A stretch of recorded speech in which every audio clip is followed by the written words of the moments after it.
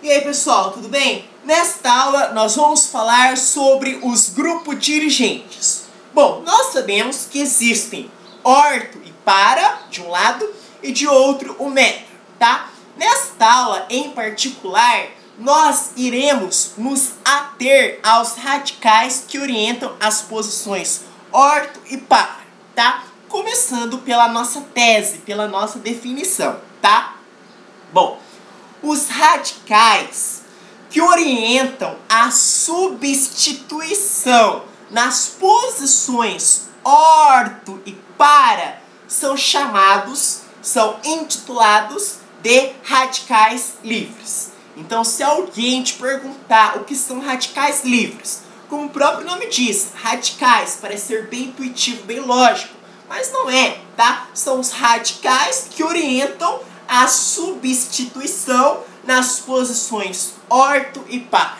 Muito bem, falamos a definição. Agora, qual é a função dos radicais orto e para? A função é justamente a de fornecer os elétrons para o anel benzênico. Empurrar, para você entender melhor, tá? Os elétrons para o anel benzênico. Automaticamente, à medida que eu forneço, é só para você entender, tá? Os elétrons para o anel benzênico, tá? Você está aumentando a densidade eletrônica e, consequentemente, você facilitará a substituição eletrofílica. Agora, nós temos que saber quem são, tá? Eu entendi a tese, né? Eu entendi qual é a função, mas quem são esses radicais orto e para? Não precisa decorar aquela lista toda de radicais dirigentes, né? No caso de orto e para. Mas é preciso que você saiba que a amina é orto e para. Quem é a amina, né? A pessoa não sabe. NH2 é orto e para, tá? Que é a primeira em ordem decrescente e a última, né, que são os radicais alquilas. Se você souber o primeiro e o último, já está de bom tamanho. Não precisa decorar toda a lista. Eu vou explanar, né, para desencargo de consciência. Bom, nós começamos pela amina, NH2, em ordem decrescente. Depois vem, tá, o OH, tá? Depois vem, tá, o O ligado ao R, né, o átomo de oxigênio ligado ao radical alquila. Depois vem NH-clor. Depois vem fenil, C6H5. E por último, vem os radicais alquilas. O que eu disse mesmo para vocês, decorarem o primeiro e último. Quem é o primeiro? O primeiro, né, no caso, é a amina, NH2. E o último são os radicais alquilas. Já está de bom tamanho. Só que para desencargo de consciência, tá? Como nós estamos estudando os radicais orto e para, tá? Eu vou colocar em ordem decrescente, tá? Quem são esses dirigentes? Eu pedi para decorar o primeiro, que é a amina NH2, em ordem decrescente, seguida da hidroxila, que é OH. Depois vem o átomo de oxigênio ligado ao radical alquila. Depois vem, tá, NH-clor, tá? Depois vem o fenil, que é C6H5, tá? Se você quiser escrever embaixo, puxar uma seta e indicar que é o fenil, fique à vontade. E por último tem os radicais alquilas. Bom, o marcador de textos serve para grifar as partes mais importantes. Tem gente que grifa tudo.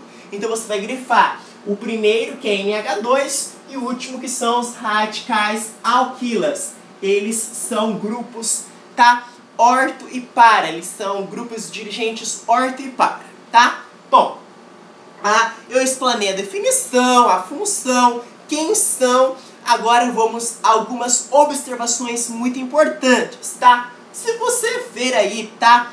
A hidroxila, o OH aqui, tá? Você vê que é orto e para. Né? Na verdade, quando nós falamos que os radicais orto e para, né, empurram os elétrons, fornecem elétrons, aumenta a densidade eletrônica e, consequentemente, facilita a substituição eletrofílica, eu esqueci de dizer que isso se dá através de dois efeitos, tá? Do efeito indutivo, tá? E do efeito ressonante. O efeito ressonante é a ressonância, ou efeito mesomérico, né? Tanto faz, mas você tem que estar na sua cabeça cravado que existem dois efeitos, tá? Os mais utilizados, os termos mais utilizados, efeito indutivo e ressonância, tá? Então, os radicais, né, dirigentes orto e para, eles empurram esses elétrons, né? Aumenta a densidade eletrônica, porque, na verdade, através do quê? O que faz com que os elétrons sejam empurrados? Através destes dois efeitos, efeito indutivo e efeito, né, mesomérico, ressonância, efeito ressonante, tá? Para não complicar, efeito indutivo e ressonância, tá? Bom, é assim, porque eu expus para você o seguinte, que os elétrons são empurrados, né? Mas eu não expliquei a causa, como que se dá isso. E isso se dá através de dois efeitos, né? Do efeito indutivo e do efeito ressonante, que é a nossa vulga ressonância, tá? É isso então. Bom, acontece que a hidroxila, como eu estava dizendo, OH, tá? O que vai acontecer? Por efeito indutivo, a hidroxila, ela retira os elétrons. Por efeito indutivo, ela retira os elétrons, tá?